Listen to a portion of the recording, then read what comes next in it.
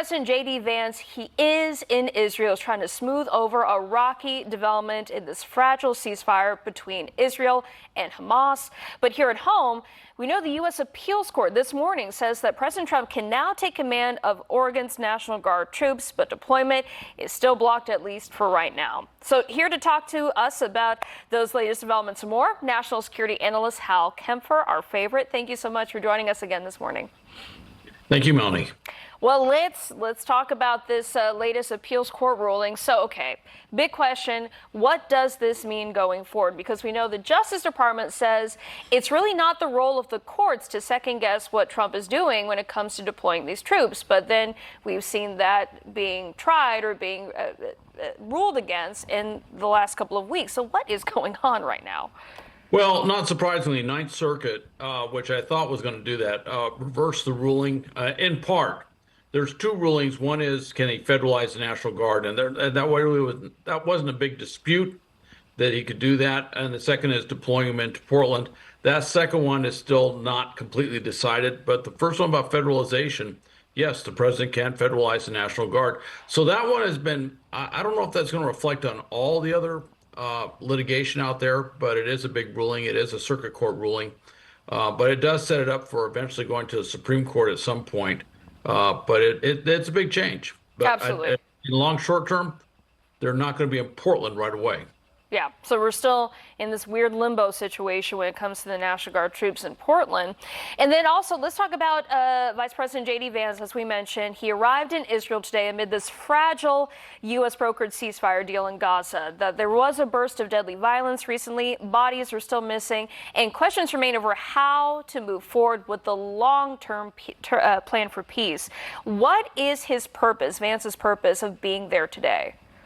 Well, obviously, it's very symbolic. The Vice President of the United States is over there. He's meeting. It's at a critical juncture, too, though. We have seen Hamas, emerge, if you will, from the tunnels and the buildings. They've been executing rivals on the streets. They actually went so far as to attack and kill 2 Israeli Defense Force soldiers, bring in a slew of airstrikes from Israel at the same time. So right now, he's trying to keep this on track. Everybody is verbally saying the ceasefire is still on track. But the reality on the ground is there are a number of things that are going off track on a regular basis. So trying to maybe push that in the right direction and maybe do an appeal directly to Netanyahu to tamp down some of his response. Yeah, trying to contain the chaos there. Then we have the other war that we're talking about this morning, the Russia-Ukraine war. So this is coming off the heels of that big meeting that happened on Friday with President Trump meeting President Vladimir Zelenskyy. Now the White House is pushing for a ceasefire, but no long-range Tomahawk missiles. And then, of course, a new prospect of Putin and Trump meeting in Hungary.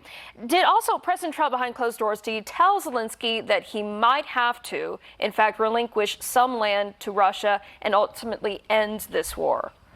There are reports, all right, that after the very pleasant opening public discussion, that behind closed doors, that the president and others were saying you have to give up Donetsk. Of course, to give up Donetsk, Oblast, and the entire Donbass would set up Ukraine for another war where Russia would have a geographic advantage in terms of what they're doing. So Ukraine wasn't for that. And out of that meeting, that basically President Trump went back to, let's have a ceasefire on the existing lines. It's just stop where we're fighting.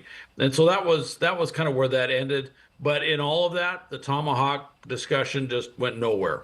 And so no Tomahawk missiles are coming out, although Flamingo missiles that Ukraine produces apparently have increased in production. And the U.S. is interested actually in buying Flamingo missiles, cruise missiles from Ukraine because they're so affordable. Very interesting change. Flamingo missiles. That's the first time I've heard of that. Okay. Hal, thank you so much, as always, for joining us this morning. Of course, there are many subjects that we could talk to, but we're cut for time. We'll see you next week. Thank you.